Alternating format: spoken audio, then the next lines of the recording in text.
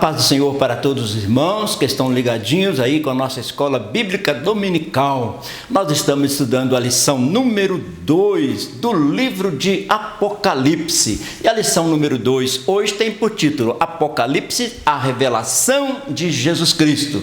E para que Deus nos ilumine e nos abençoe nesta meditação, nós teremos uma breve oração.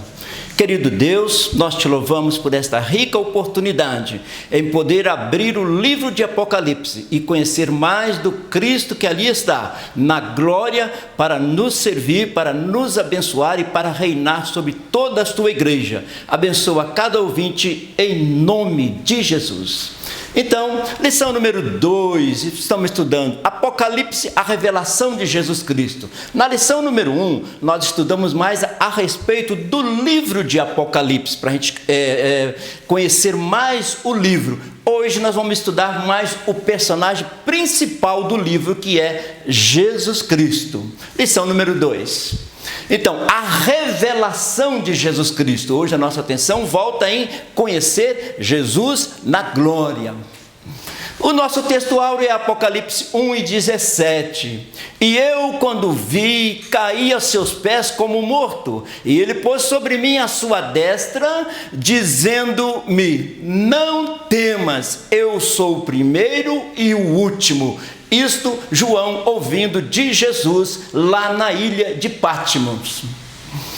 Quando eu vi, caí aos seus pés como morto. Então ele colocou a sua mão direita sobre mim e disse: não tenha medo, eu sou o primeiro e o último. Apocalipse 1:17. Então esta lição, ela vai centralizar em estudar Jesus Cristo na sua glória. A nossa verdade aplicada: não podemos como igreja ignorar ou desprezar a relevância da mensagem do Apocalipse. Por quê? Jesus voltará. Nós aprendemos muito a respeito da volta de Jesus estudando o livro de Apocalipse. E se estamos esperando Jesus voltar, devemos estudar o Apocalipse, porque Jesus em breve voltará. Revelação de Jesus Cristo é o tema central da lição de hoje. O nosso texto de referência está em Apocalipse capítulo 1 mesmo. Bem-aventurado aquele que lê e os que ouvem as palavras desta profecia e guarda as coisas que nela estão escritas, porque o tempo está próximo. João às 7 igrejas que estão na Ásia: graça e paz seja convosco da parte daquele que é e que era e que há de vir, e da dos 7 Espíritos que estão diante do trono, e da parte de Jesus Cristo, que é a fiel testemunha, o primogênito dos mortos e o príncipe dos reis da terra, àquele que nos ama e em seu sangue nos lavou dos nossos pecados e nos fez reis e sacerdotes para Deus e seu Pai. A ele glória e poder para todos sempre. Amém. Esse é o nosso texto de referência que estaremos trabalhando nessa escola bíblica dominical. Então, o livro de Apocalipse, ele tem várias divisões, é muito fácil compreender. Divisões do Apocalipse. O livro apresenta a própria estrutura no versículo 19 do capítulo 1. Ele fala primeiro, as coisas que tem visto. Fala com João a respeito do passado, o que João tem visto. João é o último dos 12 apóstolos que está com vida e Deus revela para ele o Apocalipse na ilha de Patmos.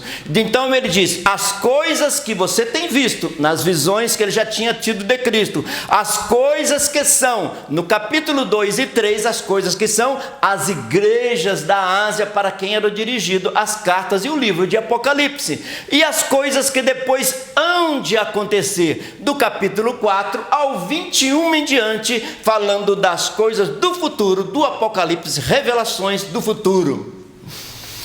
A introdução. Nesta lição, veremos que a revelação do Apocalipse começa com uma visão de Cristo glorificado. Lendo os evangelhos, as cartas, nós aprendemos muito do ministério terreno de Jesus e também na sua glória. Mas o Apocalipse centraliza em mostrar Jesus na sua glória. Ao mesmo tempo que conforta, João mostra a importância do papel na igreja deste mundo. Ao mesmo tempo que ele está mostrando Jesus na glória, mostra também a grande missão da igreja de proclamar o nome de Jesus e principalmente dizer que Jesus está voltando. O crente que lê e estuda o Apocalipse não se espanta com o programa de Deus para esses últimos dias. Se estamos estudando o livro de Apocalipse, já estamos sabendo que Jesus está voltando, então o crente não se espanta, porque ele já está lendo a respeito da volta de Jesus. Capítulo 1, a revelação do Apocalipse. A mensagem do Apocalipse foi um grande consolo para os cristãos daquele tempo, em face das perseguições e sofrimentos vividos sob o Império Romano. A igreja estava passando por uma provação muito grande no início, então esse livro do Apocalipse, falando da volta de Jesus, para eles foi um grande consolo e continua sendo para nós também um grande consolo, saber que estamos nas adversidades deste mundo, mas um dia os céus vão se abrir e Jesus vai voltar. Hoje nós também precisamos buscar em sua mensagem edificação, força, esperança, lembrando que a nossa realização e esperança estão em Cristo, que muito breve voltará para buscar a sua igreja. Jesus disse: eu sou o alfa e o ômega, o princípio e o fim, diz o Senhor, o que é, o que era e o que há de vir, o Todo-Poderoso. Ele é o alfa e o ômega. O alfa é a primeira letra do alfabeto grego e o ômega é a última. Ele quer dizer: eu sou o princípio e o fim. Ele é o Senhor, que é, que era e que há de vir. Então, 1.1, a autoria do livro. Quem escreveu o livro de Apocalipse? É a primeira atenção que nós voltamos agora nesta aula. O primeiro verso de Apocalipse capítulo 1 responde detalhadamente sobre a autoria e o destino do livro de Apocalipse. Mostra que é João, e João escrevendo às 7 igrejas, que depois veio conter dentro da palavra de Deus, e também tem uma mensagem para nós. Então, Apocalipse capítulo 1, lá está escrito que Deus Pai entregou a revelação a Jesus Cristo entregou ao anjo, e o anjo entregou a João, e João escreveu para nós. Tem uma rica mensagem para nós aí. Olha como está o Apocalipse 1:1.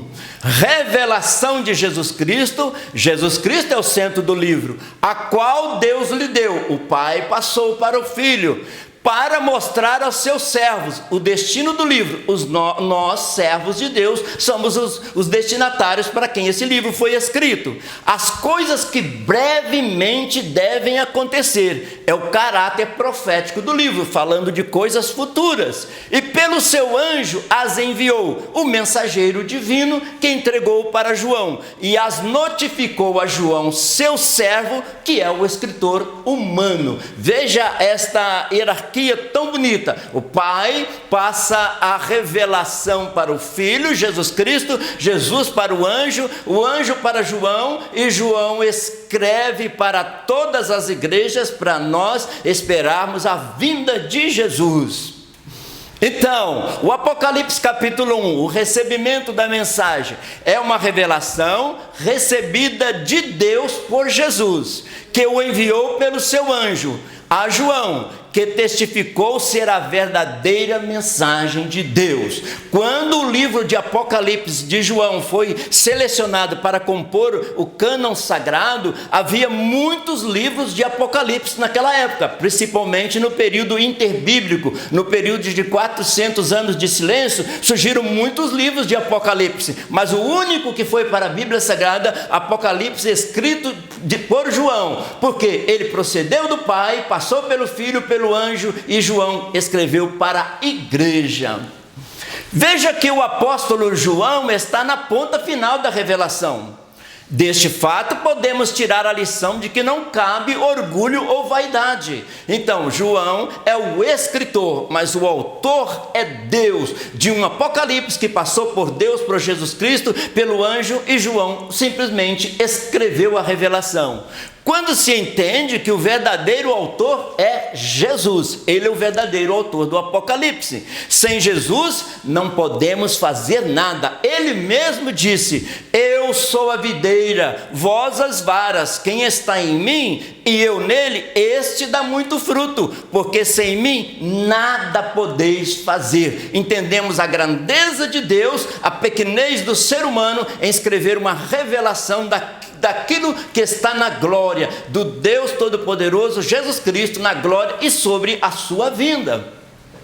Então, o livro de Apocalipse é um livro prático, revela-nos a certeza de que Jesus tem o total controle da igreja. Quando nós lemos Apocalipse, nós entendemos que Jesus tem o total controle da igreja. Segundo, Jesus tem o total controle da história. Jesus não está só controlando a igreja, ele controla toda a história, todo o universo.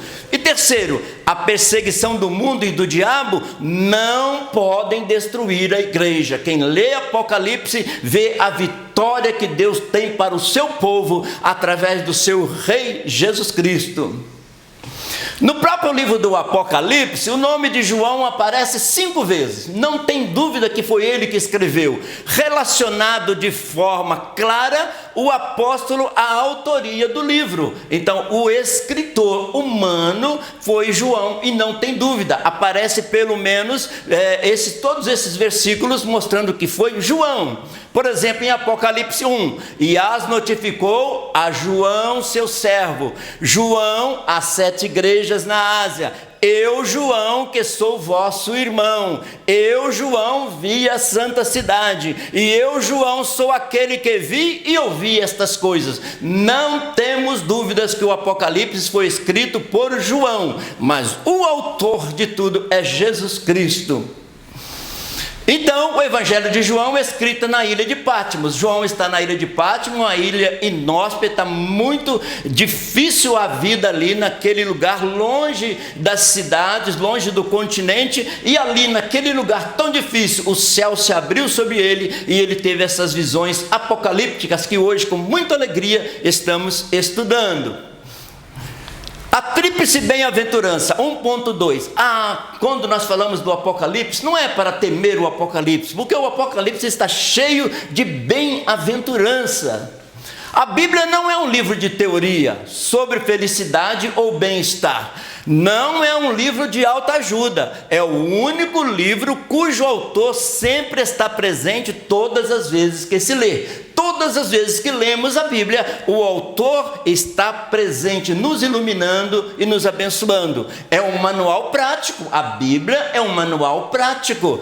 É de bem-aventurança e de vida plena. Quer ser bem-aventurado? Quer ter vida plena? A Bíblia é um manual prático.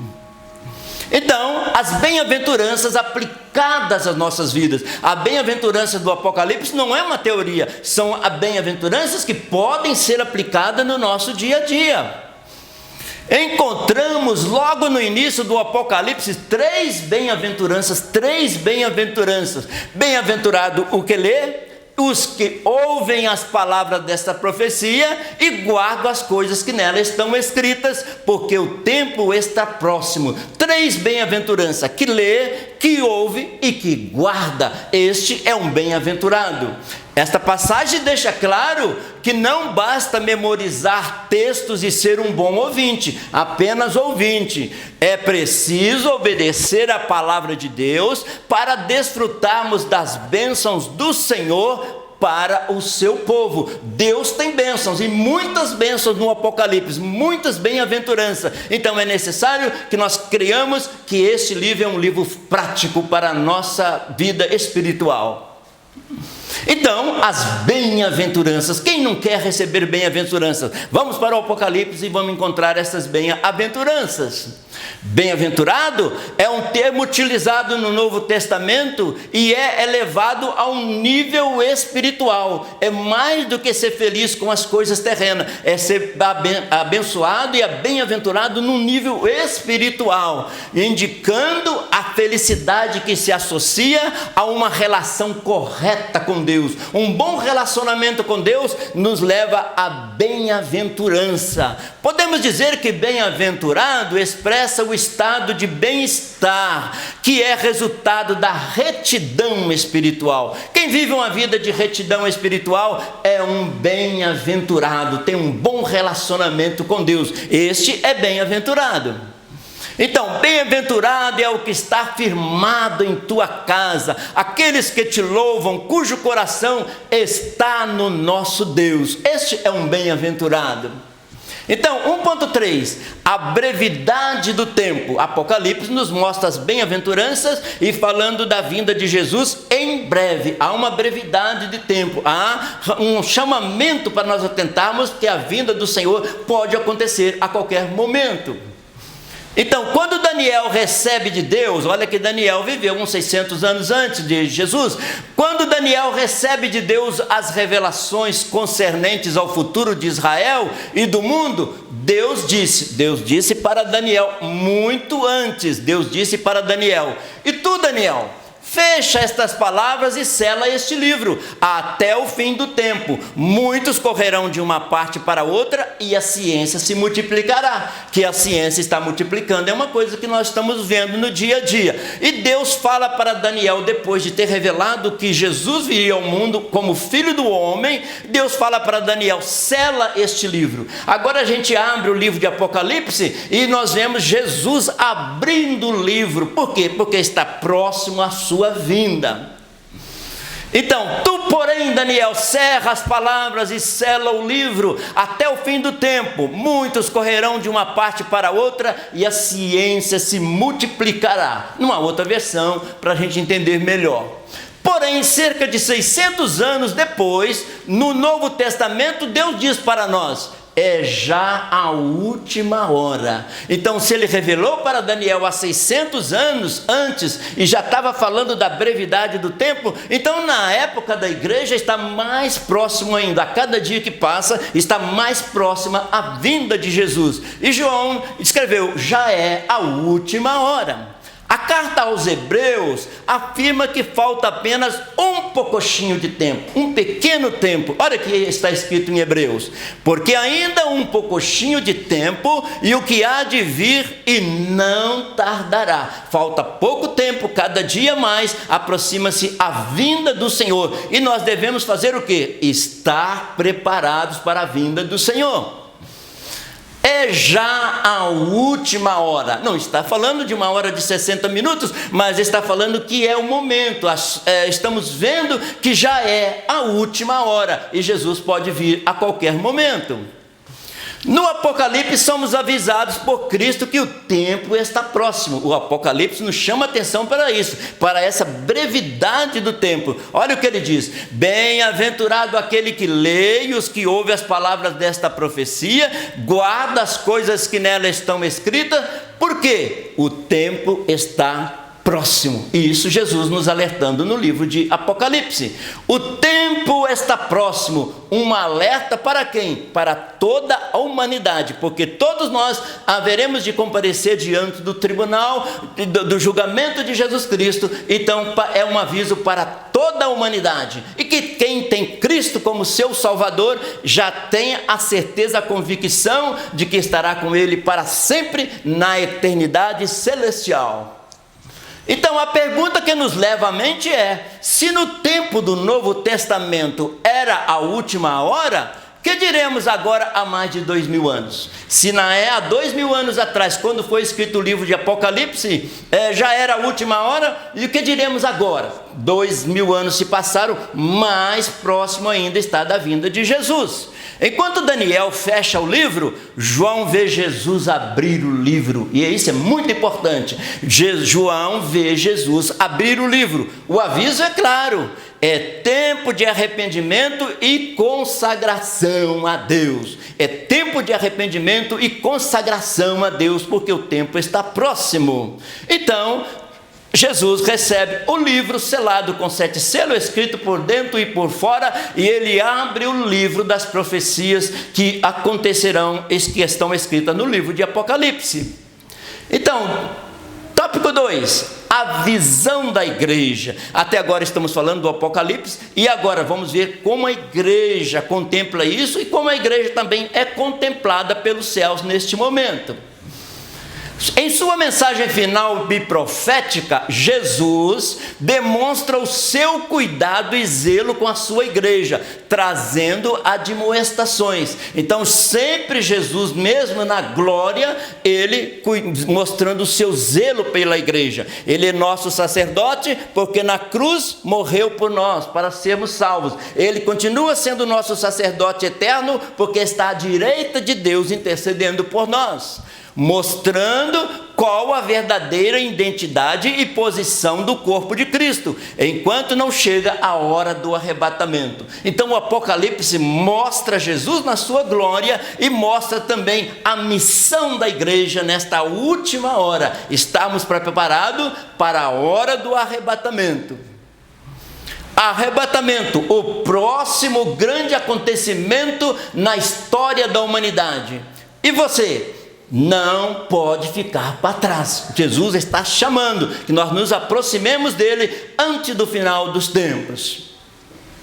Veja que o amor de Cristo por sua igreja é tão grande que o apóstolo Paulo, ao admoestar a igreja de Éfeso, exorta que o esposo ame a esposa, tendo como padrão. Então ele mostra o grande amor de Jesus pela igreja, pela sua noiva, assim como o amor do esposo e da esposa. Olha o que Paulo escreveu aos Efésios: vós, maridos, amai vossa mulher, como também Cristo amou a igreja, e a si mesmo se entregou por ela. Foi este o amor de Jesus, a ponto de morrer na cruz em favor da sua noiva, da igreja, para que nós estivéssemos hoje estudando o livro de Apocalipse com um conforto na alma de que nós estamos salvos pelo sangue do Cordeiro.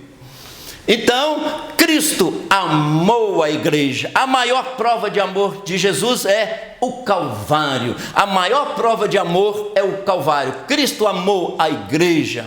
2.1. As 7 igrejas da Ásia. As 7 igrejas da Ásia existiram e existem até hoje partes, ou então a parte arqueológica que mostra a existência das 7 igrejas. Elas existiam, realmente nós vamos mostrar aqui no mapa, tá?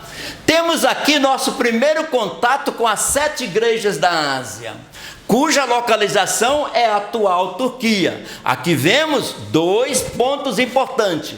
Logo no início do livro, João traz uma saudação do Deus triuno às 7 igrejas. Então nós vamos estar falando do Deus triuno, 3 pessoas, e as 7 igrejas que existiam realmente naquela época. Olha o que diz Apocalipse 1 e 4.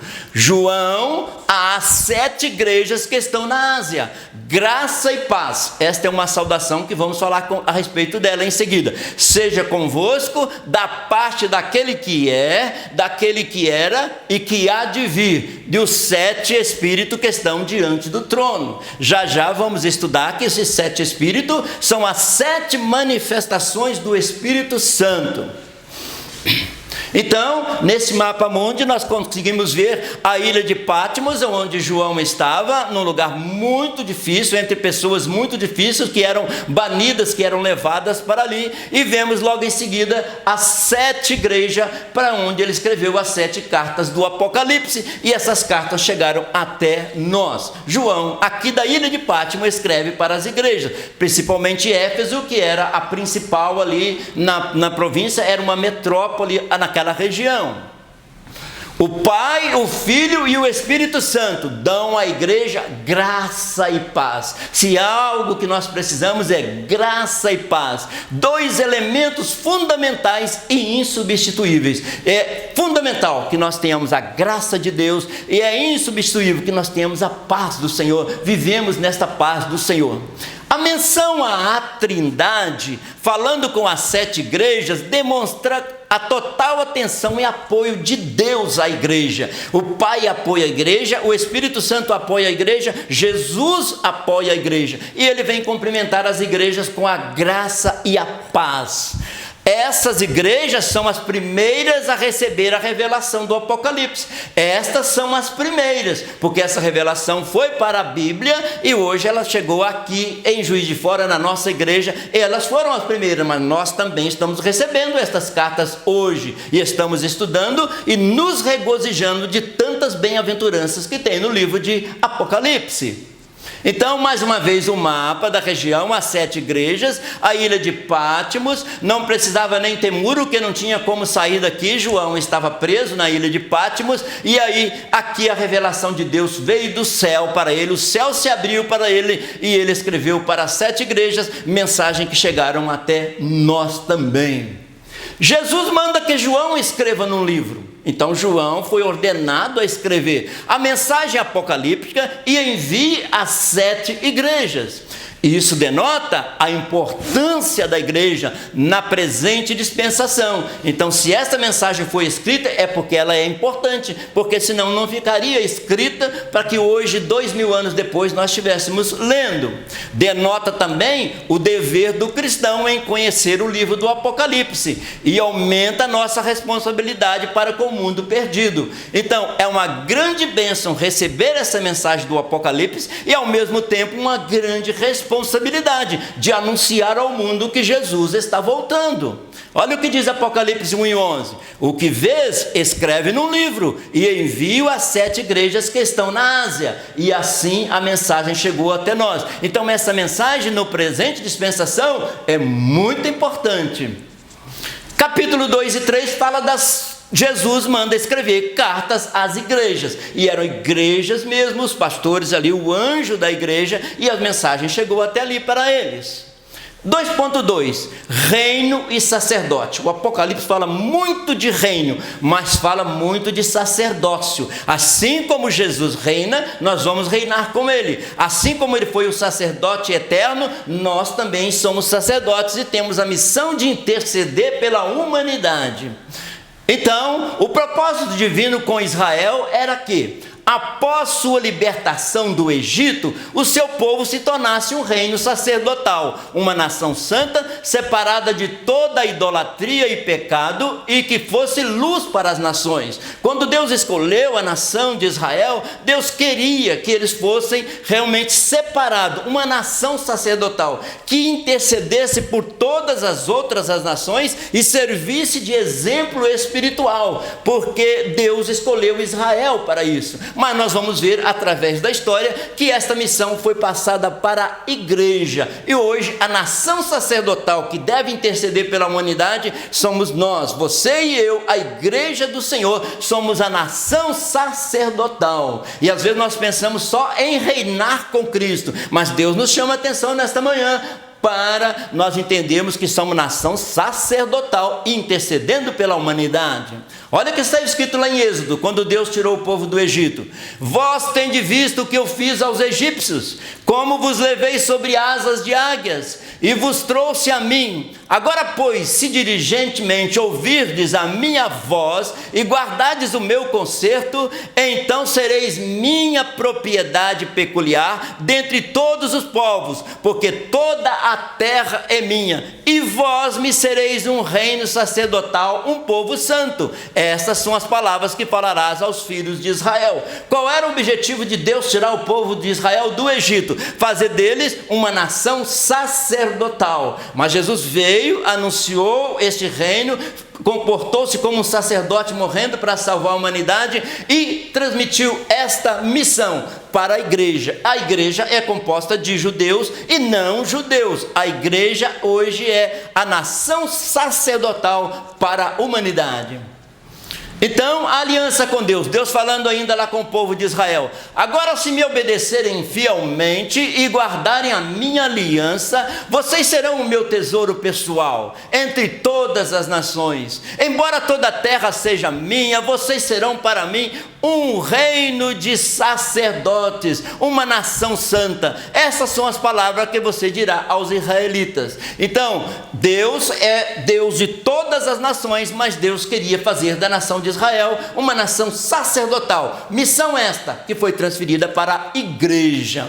Então, continuando, mas após a consumação da obra redentora de Cristo na cruz, a sua ascensão e a descida do Espírito Santo, a igreja é identificada com esses termos, aqueles termos de nação santa, nação sacerdotal, passou para a igreja após a morte e a ressurreição de Jesus Cristo. Olha o que Pedro escreveu: mas vós sois geração eleita, sacerdócio real, nação santa, povo adquirido, para que anuncieis as virtudes daquele que vos chamou das trevas para a sua maravilhosa luz, constituída de judeus e gentios salvos. Então, a igreja, todo aquele que crer em Jesus Cristo como seu Salvador, passa a fazer parte do corpo de Cristo, independente de ser judeu ou gentil. Esta é a igreja do Senhor, chamada de nação santa, nação sacerdotal. Olha que Paulo escreveu aos Efésios: porque ele é a nossa paz, o qual de ambos os povos fez um, e derrubando a parede de separação que estava no meio, porque por ele ambos temos acesso ao Pai em um mesmo Espírito. Aqui ele está dizendo que a parede de separação entre ser judeu ou não foi derrubada. Nós, pelo mesmo Espírito, temos a liberdade de chegar diante do Pai. Um reino de sacerdotes. É bom lembrar, e nós colocamos bem grande, que às vezes nós pensamos em reinar com Cristo, e isso vai ser maravilhoso, mas enquanto reinamos com Cristo, nós temos um reino de sacerdotes, de intercessores pela humanidade. Quando somos chamados de reis e sacerdotes, aponta ainda para o poder e a responsabilidade de interceder pelo mundo. Devemos interceder pelas pessoas. Olha o que Pedro escreveu: mas vós sois a geração eleita, o sacerdócio real, a nação adquirida, a nação santa, o povo adquirido. Para quê? Para quê? Para que anuncieis as virtudes daquele que os chamou das trevas para a sua maravilhosa luz. Por que nós somos nação santa? Por que somos sacerdócio real? Para anunciar as virtudes daquele que nos chamou das trevas para a sua maravilhosa luz. E ainda Paulo escrevendo ao Timóteo: admoesto-te, pois, antes de tudo, que se façam deprecações, orações, intercessões e ações de graça por todos os homens, pelos reis e por todos que estão na eminência, para que tenhamos uma vida quieta e sossegada em toda piedade e honestidade. Deus nos chamando, igreja, oremos, intercedemos pela nação por todos. Então, nós temos um ministério real e um sacerdócio real. Sempre lembrar, temos um ministério e um sacerdócio real. Esta é a nossa missão no momento. E também Jesus ensina que nós devemos trabalhar e também desfazer as obras do diabo. Isso também Jesus fez. Ele proclamou o reino e ao mesmo tempo desfazendo as obras do inimigo. E ele dá essa missão para a igreja também. E eis que eu vos dou poder para pisar as serpentes, escorpiões e toda a força do inimigo, e nada vos fará dano algum. Olha o que Marcos escreveu: e esses sinais seguirão aos que creem. Em meu nome expulsarão demônios e falarão novas línguas. Então, quando Jesus mandou que nós pregássemos o Evangelho, Ele nos também orientou que fôssemos cheios do Espírito para desfazer as obras do inimigo e proclamar o reino de Deus. Então, para isto o Filho de Deus se manifestou, para desfazer as obras do diabo. E esta missão Jesus passou para a igreja, proclamando o Evangelho, porque onde o Evangelho chega, as obras do mal já vão sendo desfeitas e substituindo pela luz.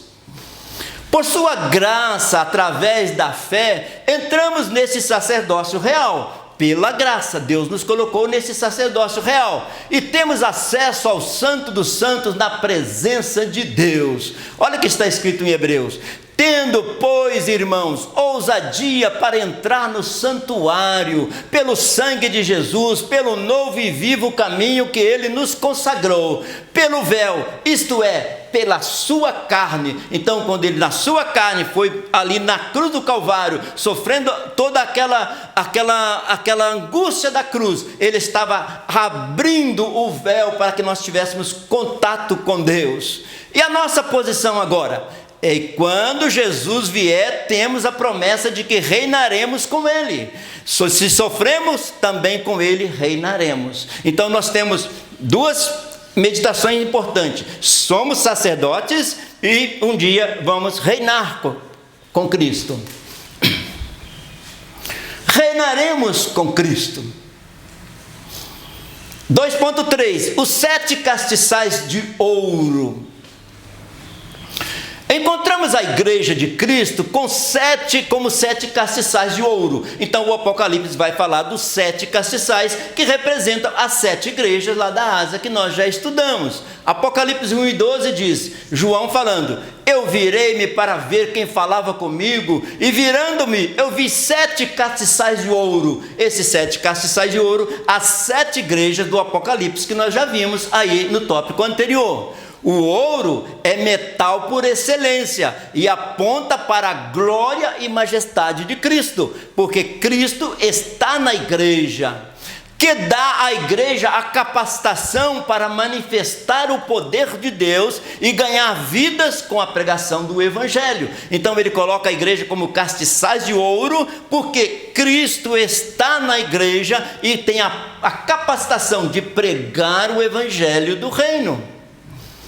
Então, 7 castiçais, assim, muitas vezes representado dessa forma, um candelabro com 7 castiçais, ou chamar tudo de castiçais também, mas é importante que cada castiçal representa uma igreja da Ásia, e a estrela, cada pastor, cada líder da igreja, e foi para eles que foram escritas as cartas do Apocalipse.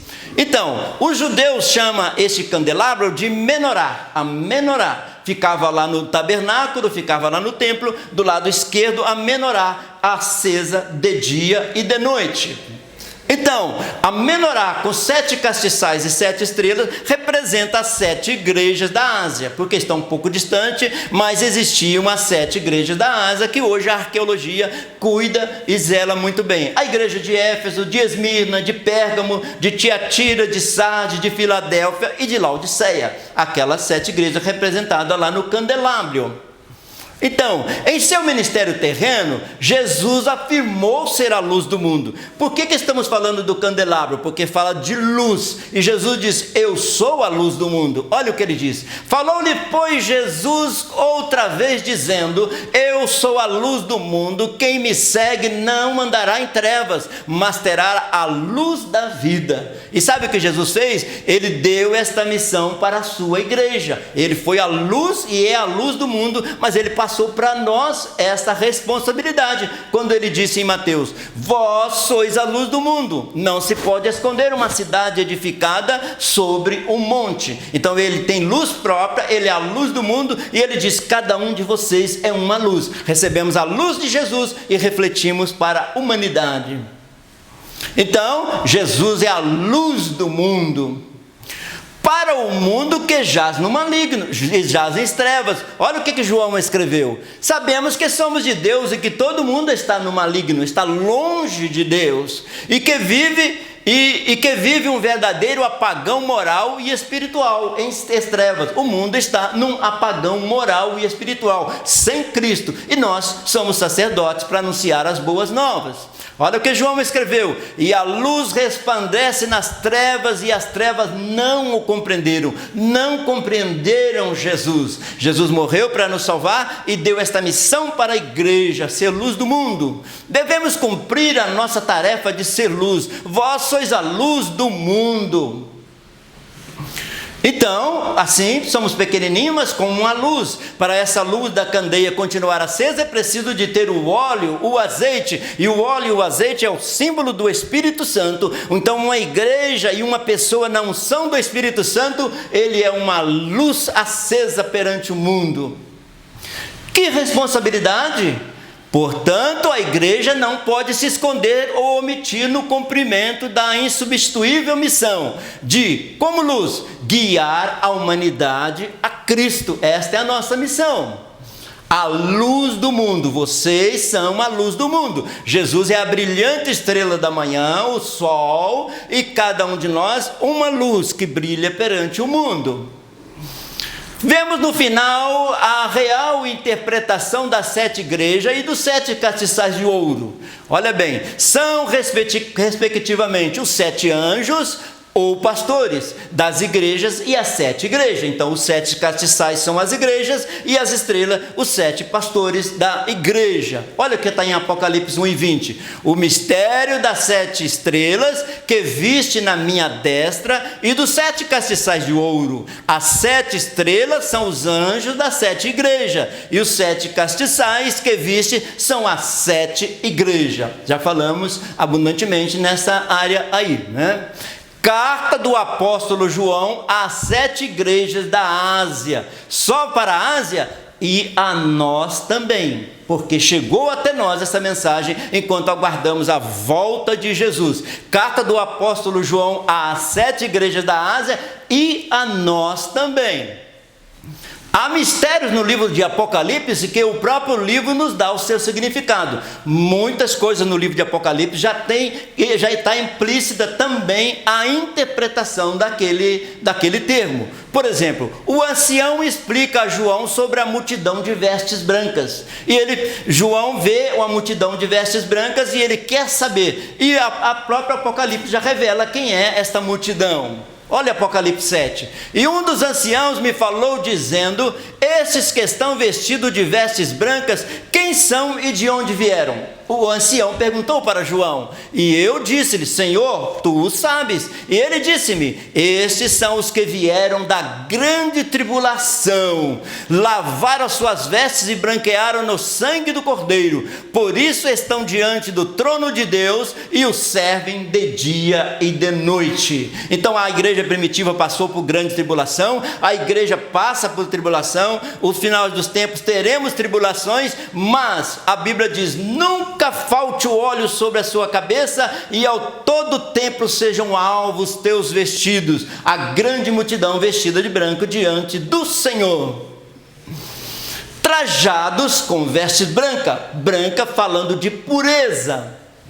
O incenso que enche as salvas de ouro são as orações dos santos. Então, lá no Antigo Testamento, no tabernáculo, o sacerdote fazia com que o incenso subia. E agora, no Novo Testamento, o Apocalipse vai ensinar para nós que este incenso, hoje, são as nossas orações que sobem diante do trono do Senhor. E tudo está registrado diante dele. Cada pedido está registrado e no tempo certo, Deus entra com a sua providência. Olha Apocalipse 5:8. E havendo tomado o livro, os 4 animais e os 24 anciãos prostaram-se diante do Cordeiro, tendo eles harpas e salvas de ouros, cheias de incenso. O que são o incenso? As orações dos santos. Então este incenso representa hoje as orações que a igreja faz. O sacerdote, antes no lugar santo, ele oferece, o incenso sobe. Hoje nós somos sacerdotes e a oração sobe, e depois que ele vai entrar no lugar santíssimo. O posicionamento. Então o sacerdote oferece, o incenso sobe para diante de Deus, e nós, sacerdotes de Cristo, a nossa oração sobe para o trono da graça do Senhor. Aqui à esquerda o candelabro, aqui a mesa com os 12 pães representando a nação de Israel, e lá dentro a arca onde acontece a propiciação, onde a Shekinah e a glória de Deus desce ali naquele lugar. Então, ponto 3, visão de Deus. Agora vamos ver estudar um pouquinho mais sobre Deus. Estamos falando sobre a missão, falamos sobre o livro de Apocalipse, agora vamos aprender um pouco mais sobre a Trindade. João, na ilha de Patmos, tem uma visão de um Deus triuno. Então ele percebe que Deus não é uma pessoa, mas sim 3 pessoas que formam a divindade. E em destaque vê Cristo glorificado. Olha o que diz o autor: esta visão deve ter sido grande consolo para o apóstolo nesse tempo de exílio. Então ele tem uma revelação de que Deus é uma trindade, Pai, Filho e Espírito Santo. É o que vamos ver agora nesse tópico. Então o Apocalipse, sempre quando João se refere ao Pai, ele sempre fala que vê um trono. Ele não tem ideia de como é Deus, ele não faz uma menção de como é Deus, mas ele fala assim: aquele que estava à direita do trono, ou estava em frente ao trono, mas ele nunca narra especificamente a pessoa de Deus, ele não narra, é uma visão sempre do trono. Ao contrário, quando nós vemos Jesus que se humanizou e ressuscitou com com corpo glorioso. Então, sempre quando ele fala de Deus, ele fala do trono. Devemos também manter os nossos olhos em Cristo, autor e consumador da nossa fé, e perseverar independente das adversidades ou problemas da vida. Independente disto aqui, e devemos estar olhando para Cristo, autor e consumador da nossa fé. Olha o que diz em Hebreus: olhando para Jesus, o autor e consumador da fé, o qual pelo gozo que lhe estava proposto, suportou a cruz, desprezando a afronta, assentou-se à destra do trono de Deus. Passou por tudo isso e hoje está à direita de Deus, intercedendo por nós. Então, a visão do trono de Deus. Sempre que João tem uma visão do trono de Deus Pai, ele fala sempre que teve uma visão do trono, não descreve a pessoa de Deus Pai, sempre do trono. Agora, quando ele vê Jesus à direita, ele já tem uma visão de Jesus glorificado. 3.1. A Trindade Santa. Como devemos entender a Trindade Santa? No livro de Gênesis, que mostra o início de todas as coisas, encontramos vislumbres da Trindade em expressões como. Então, a palavra Trindade veio surgir no segundo século aqui da igreja, mas a Trindade sempre existiu. E se nós lermos lá no livro de Gênesis, que é o primeiro livro da Bíblia, nós já vemos vislumbres mostrando que Deus é um Deus triuno, 3 pessoas que formam a Trindade. Olha aqui, Gênesis 1:26, quando Deus ia criar o homem, e disse Deus: façamos o homem à nossa imagem e semelhança, conforme a nossa semelhança. Façamos o homem conforme a nossa imagem, conforme a nossa semelhança. E disse Deus, dá a ideia de singular, mas logo em seguida ele diz: façamos, no plural. Pai, Filho e Espírito Santo participou então da criação do ser humano. É ainda em Gênesis 3:22. Então disse o Senhor Deus: eis que o homem é como um de nós, eis que é como um de nós, sabendo o bem e o mal. Então, quando o homem pecou, ele disse que o homem era como um de nós, Pai, Filho e Espírito Santo. E na Torre de Babel, quando fizeram a Torre de Babel, o que Deus lá na glória disse? Eia, desçamos e confundamos ali a sua língua, para que não entenda uma língua do outro. Então Deus dizendo na palavra no plural, nós desçamos e confundamos o homem. Então a Trindade já estava na palavra do Senhor, já no livro de Gênesis, apesar de que a palavra Trindade não está na Bíblia, mas já a Trindade sempre existiu. Então Deus disse: façamos o homem, o ser humano. O homem é um projeto da Trindade.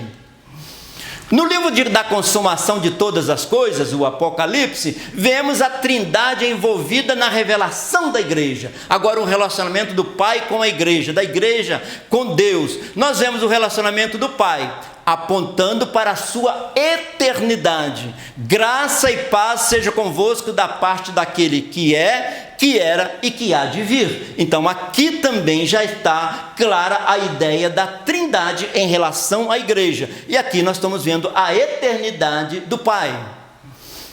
Existe um só Deus em 3 pessoas.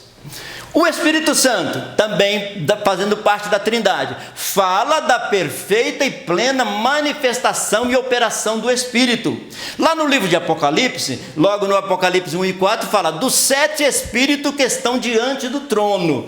E aí a Bíblia vai nos ensinar, lá no livro de Isaías, que esses 7 Espíritos são as 7 manifestações do Espírito Santo. Por isso, quando nós estudamos a palavra do Senhor, a regra número 1 da hermenêutica, que é a interpretação da Bíblia, diz: nenhum texto deve ser interpretado isoladamente. Então, se aqui ele fala de 7 espíritos, Isaías já explicou quem é este 7 espíritos. Olha o que Isaías disse: e repousará sobre ele o Espírito do Senhor, o Espírito de sabedoria, de inteligência, o Espírito de conselho, de fortaleza, o Espírito de conhecimento e de temor do Senhor. 7 manifestações do Espírito Santo. Então, um texto, um versículo complementa e explica o outro. Então, assim a Trindade, tá? O Filho não é o Pai não é o Espírito Santo, o Filho não é o Espírito Santo. Mas essas 3 pessoas é Deus, Pai, Filho e Espírito Santo.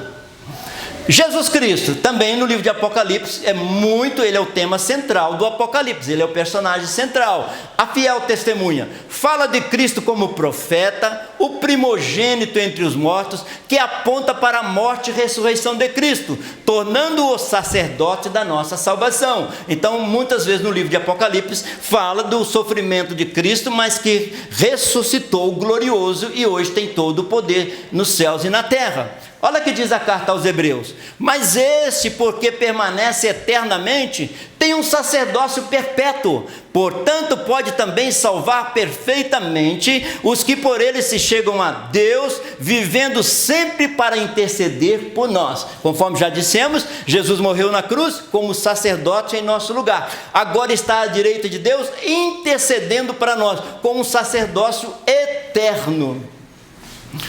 Lembre-se, Cristo é o seu sumo sacerdote, Cristo é o nosso sumo sacerdote. O que ele faz? Intercede por nós.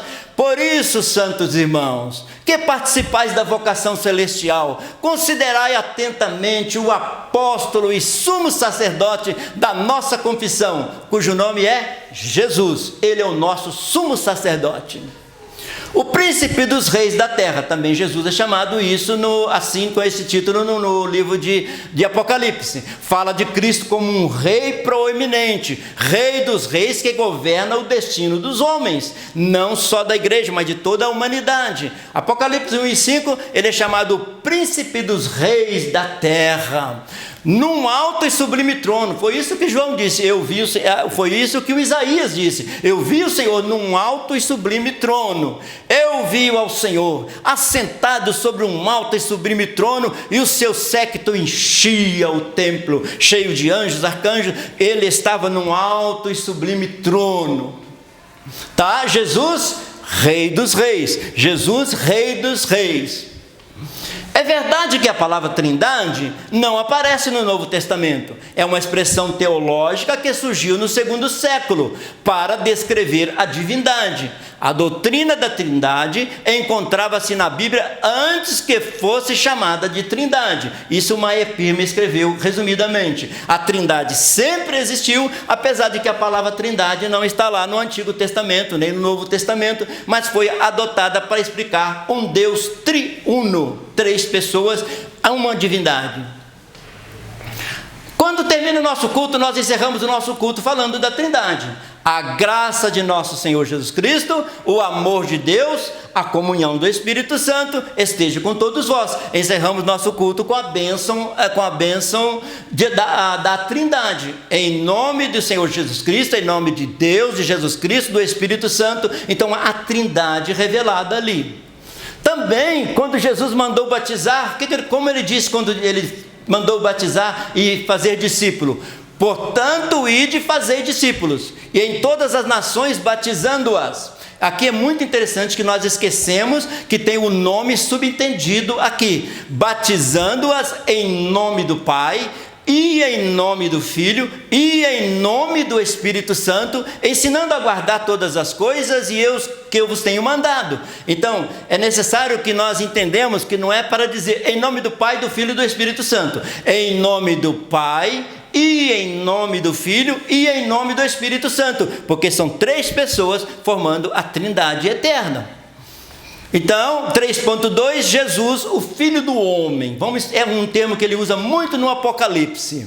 João vê um semelhante ao Filho do Homem. Então João agora tem uma visão de Deus Pai, ele vê o trono, mas de Jesus ele tem uma visão do Filho do Homem. No meio dos 7 castiçais, um semelhante ao Filho do Homem, vestido até os pés de uma veste comprida, cingido no peito com um cinto de ouro. Essa expressão tem vários significados ao longo da Bíblia. Vamos estudar agora a expressão Filho do Homem.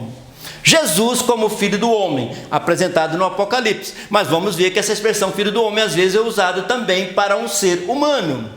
Aqui no Antigo Testamento, fala do homem de uma forma geral. Quem é o homem mortal para que te lembre deles, e o Filho do Homem para que o visites? Então essa expressão aqui está se referindo a um ser humano. Mostra o profeta Ezequiel, no caso, recebendo a mensagem de Deus. Olha quando ele recebeu a mensagem: e disse-me, filho do homem, põe-te em pé e falarei contigo. Então Quando Ezequiel é chamado de filho do homem, quer dizer homem mortal, homem natural. Quando Jesus é chamado de filho do homem, é entendido que a divindade se tornou humana, se tornou homem aqui no meio de nós. O que significa filho do homem? Isso que estamos vendo. No Antigo Testamento fala do Messias prometido, isso é muito importante, a profecia de Daniel. Eu estava olhando nas minhas visões de noite, e eis que vinha nas nuvens do céu um como filho do homem. Ele vê na sua visão Jesus como filho do homem. E dirigiu-se ao ancião de dias, e fizeram chegar até ele, e foi-lhe dado o domínio e a honra e o reino para que todos os povos, nações e línguas o servissem. E o seu domínio é um domínio eterno, que não passará, e o seu reino, o único que não será destruído. Daniel, 600 anos antes da vinda de Jesus, chamando Jesus de filho do homem na sua visão. A promessa do Messias no Antigo Testamento. Em Daniel 7,13, encontramos o título filho do homem, não como título de humanidade, mas de deidade. Quando Daniel diz filho do homem, ele estava querendo dizer Deus que se humanizou para salvar a humanidade, na segunda pessoa da Trindade, Jesus Cristo. No Novo Testamento, esta expressão ocorre 84 vezes, todas relacionadas à pessoa de Cristo. Fala da perfeita humanidade de Cristo e se tornou um título messiânico. Então, falando de Filho do Homem, está lembrando do título messiânico. Neste tempo presente, só Jesus é o Filho do Homem, um Deus que tornou-se humano para nos salvar. Jesus é aquele que, sendo Deus, se identificou com a humanidade como seu Salvador. Então ele se identificou com a humanidade. Então aqui nessa cena a gente entende muito o Jesus 100% homem e 100% Deus.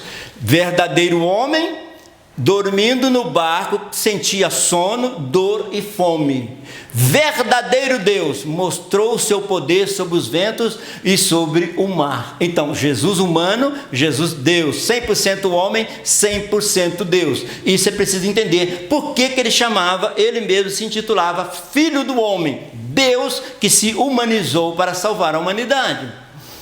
Então, o título aponta para o sofrimento e a morte de Cristo. Chamar de Filho do Homem alguém que iria morrer na cruz para nos salvar. Olha que Marcos escreveu.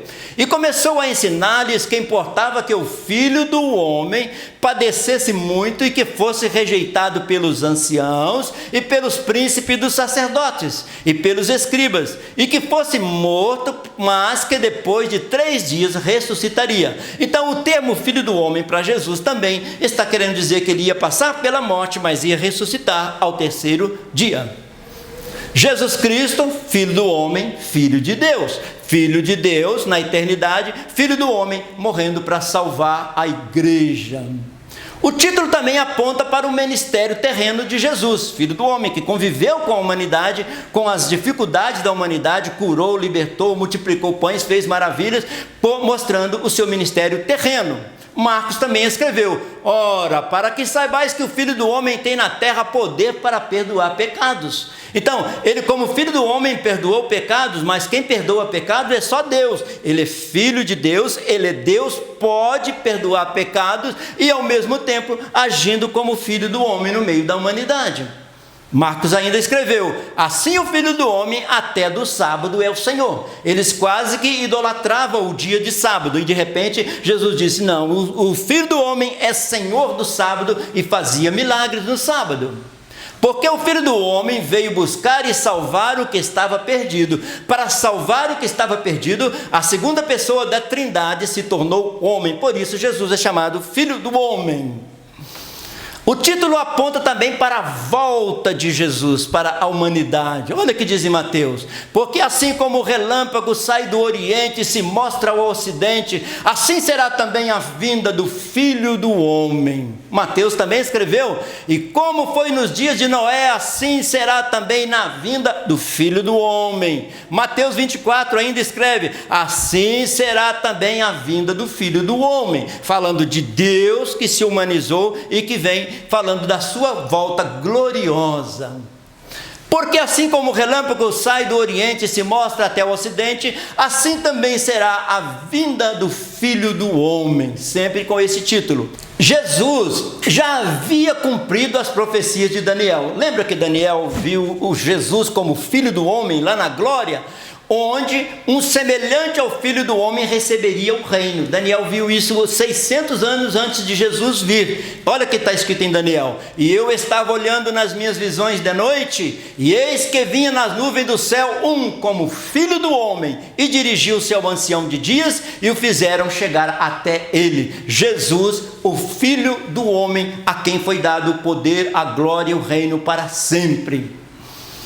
Então, profecia sobre a vinda de Jesus como Filho do Homem. Falar da vinda de Jesus, ele se apresenta como Filho do Homem, Filho da humanidade, mas este título quer dizer que ele é Deus, que se humanizou. Mas agora, João viu Jesus triunfante, que haveria de descer das nuvens para receber o domínio, a honra, o reino, para que todos os povos e nações e línguas o servissem. Agora sim, João está tendo uma visão de Jesus na sua glória, vindo e reinando e tendo toda a honra e toda a glória. Mas Daniel tinha visto isso antes. Olha o que Daniel disse: e foi-lhe dado o domínio e a honra e o reino, para que todos os povos e nações o servissem. Daniel já tinha visto nesta visão. Jesus veio, pagou um alto preço e voltará, reinando com todo o domínio, com toda a glória e toda a honra e o reino em suas mãos. Quando o Filho do Homem vier em sua glória e todos os santos com ele, então se assentará no trono da sua glória. 3.3, já encerrando a nossa escola dominical, a visão de Cristo glorificado. Agora João vai ter uma visão de Cristo. Nós falamos sobre as igrejas, falamos sobre o livro de Apocalipse, falamos das bem-aventuranças, mas o personagem principal do livro de Apocalipse é Cristo, Jesus. O personagem central do Apocalipse é Jesus. Na visão de João, vemos as características de Cristo. Como era Cristo? Olha aqui, Apocalipse 1:3, vestido até os pés de uma veste comprida. E o que significa isso? Fala do sacerdócio de Cristo. Lembra da figura do sacerdote com a veste até os pés, com as vestes até os pés? Jesus vestido também até os pés mostra que ele é o nosso sacerdote que nos salvou. Olha que Hebreus disse: visto que temos um grande sumo sacerdote, Jesus, Filho de Deus, que penetrou no céu, retenhamos firmes a nossa confissão. Então ele é sacerdote que está à direita de Deus, intercedendo por nós. Por isso ele usa uma veste comprida como sacerdote. Tá? Como era a sua roupa? Veste talares.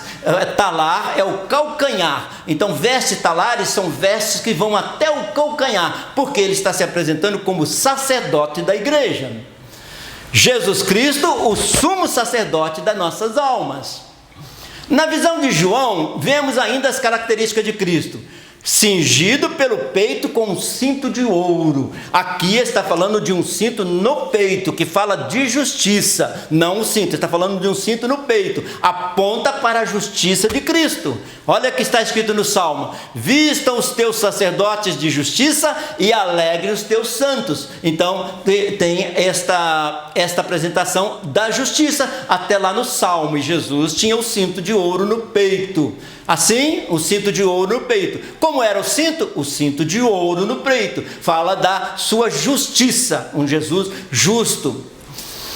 Na visão de João ainda vemos Apocalipse 1:14, e a sua cabeça e cabelos eram brancos como a lã e como a neve. Mostra a sua honra e eternidade. Os cabelos brancos como honra, e também dizendo que Jesus é eterno. Olha o que está escrito em Provérbios: coroa de honra são as cãs, achando-se elas no caminho da justiça. Então, os cabelos brancos de Jesus falando da sua eternidade e da sua justiça. Tá? Como eram os seus cabelos? Seus cabelos eram brancos como a alva lã, como a neve, falando da sua eternidade. Então, a sua cabeça e cabelos eram brancos como a lã. Cabelos brancos representam Jesus eterno, santo, puro, sem mancha. E os seus olhos como chama de fogo, olhos que veem todas as coisas e conhecem o nosso coração, uma capacidade de penetração no juízo. Então os seus olhos é como chama de fogo e ele vê tudo. Na visão de João ainda vemos, e os olhos como chama de fogo, acabamos de dizer, fala da sua onisciência. Chama de fogo quer dizer que ele sabe tudo, é onisciente de tudo. Jesus é aquele que conhece e esquadrinha o coração do homem.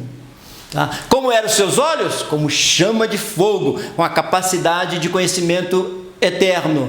Na visão de João ainda, os seus pés eram semelhantes ao latão reluzente. E o que quer dizer isso? Aponta para a sua onipotência, seu poder de subjugar o inimigo. Os seus pés como latão reluzente mostra o poder de Jesus para vencer todos os inimigos. Olha o que diz em Coríntios: porque convém que reine até que haja posto a todos os inimigos debaixo dos seus pés. Então Jesus com os pés de latão reluzente quer dizer que ele domina sobre todos os inimigos.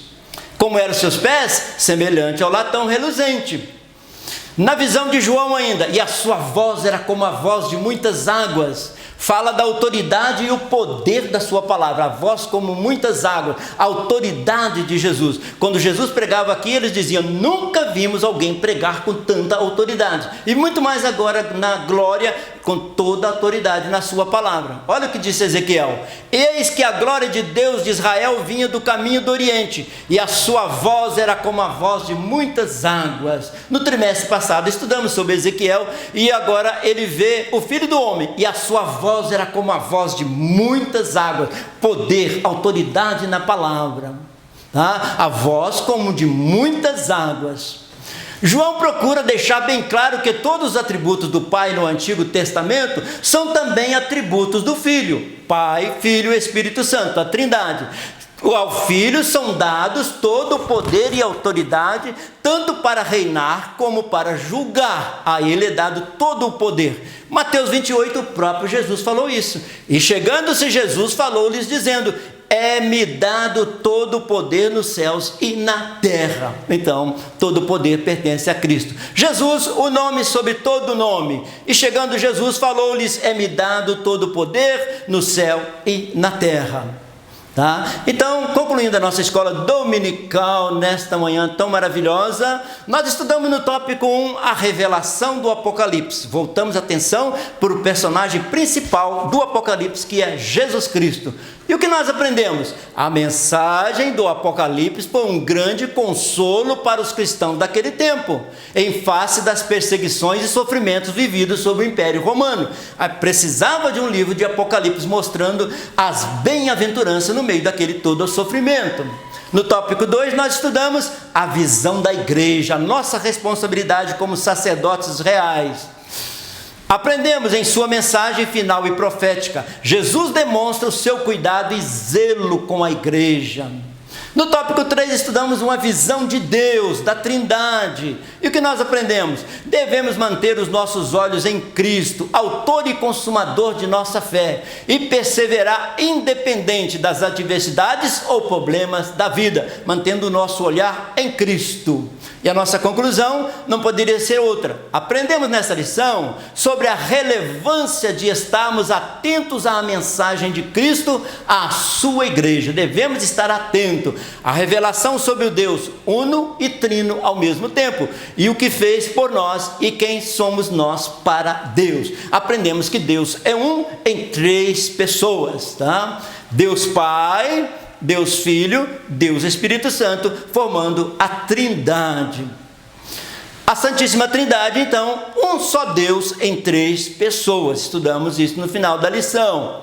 E quando João vê a adoração a Deus no livro de Apocalipse, ele diz: eles estavam adorando ao Senhor, dizendo: Santo, Santo é o Senhor, Deus Todo-Poderoso, que era, que é e que há de vir. Aqui está falando da Trindade. Santo é o Pai, Santo é o Filho, Santo é o Espírito. Então já está mostrando a Trindade. E encerrando diz: eis que cedo venho, e o meu galardão está comigo para dar a cada um segundo a sua obra. Eis que cedo vem. Esta é a mensagem do Apocalipse. Que Deus possa abençoar a todos. Agradecemos ao nosso pastor presidente, pastor Moisés, e a você que está atentamente ligado nesta lição, aprendendo mais sobre Jesus. Deus te abençoe.